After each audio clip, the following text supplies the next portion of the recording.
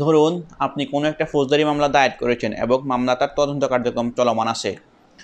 তদন্ত কাজ শেষে পুলিশ অথবা যে সমস্ত কর্মকর্তা তদন্ত করেছেন তদন্তটা কিন্তু আপনার বিরুদ্ধে চলে গেছে। আপনি দেখলেন যে আপনি যেভাবে মামলাটার আর্জি উপস্থাপন করেছেন আদালতে, পুলিশ যখন তদন্ত করেছে তার কিছুই আপনার সেই তদন্তে উপস্থাপন করে না এবং আসামি পক্ষ কর্তৃক বায়াস হয়ে, আসামি পক্ষ কর্তৃক আপনার প্রভাবিত হয়ে সে কিন্তু রিপোর্টটা আপনার বিরুদ্ধে দিয়েছে। সেক্ষেত্রে আপনি কী করবেন?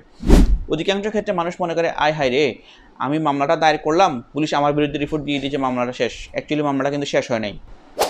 যে ক্ষেত্রে কোনো তদন্ত রিপোর্ট, তদন্ত প্রতিবেদন আপনার বিরুদ্ধে যাবে, সেক্ষেত্রে কিন্তু আপনি তদন্ত প্রতিবেদন যখন আদালতে দাখিল করবে, আদালতে দাখিল করার তারিখেই আপনি আপনার আইনজীবী দ্বারা একটা নারাজি পিটিশন দাখিল করবেন, একটা নারাজি দরখাস্ত দাখিল করবেন। অর্থাৎ যে তদন্ত হয়েছে এই তদন্ত আপনার আইও অর্থাৎ যিনি তদন্ত কর্মকর্তা উনি ঘটনাস্থলে যান নাই, সাক্ষীদেরকে পরীক্ষা করার নাই এবং সর্বোপরি উনি আসামিদের কর্তৃক প্রভাবিত হয়ে একটা মিথ্যা রিপোর্ট দাখিল করেছেন, যে এই রিপোর্টটা কখনোই গ্রহণীয় নয় এবং এটা পুনরায় তদন্তযোগ্য। সেই কারণে ম্যাজিস্ট্রেট উক্ত নারাজি পিটিশনটা আমলে নিয়ে অন্য কোনো কর্তৃপক্ষকে সেটা তদন্তের আদেশ দিবেন। অথবা এমনও হতে পারে যে ম্যাজিস্ট্রেট এই তদন্ত প্রতিবেদনটা বাতিল করে উনি পুনরায় মামলাটার আমলযোগ্যতা গ্রহণ করতে পারেন।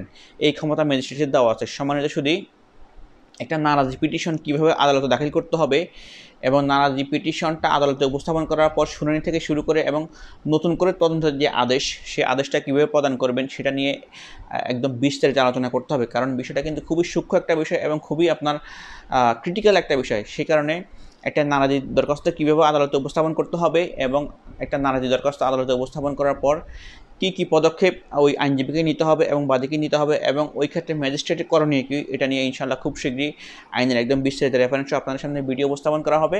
সবাই সেই পর্যন্ত ভালো থাকবেন। আল্লাহ হাফেজ।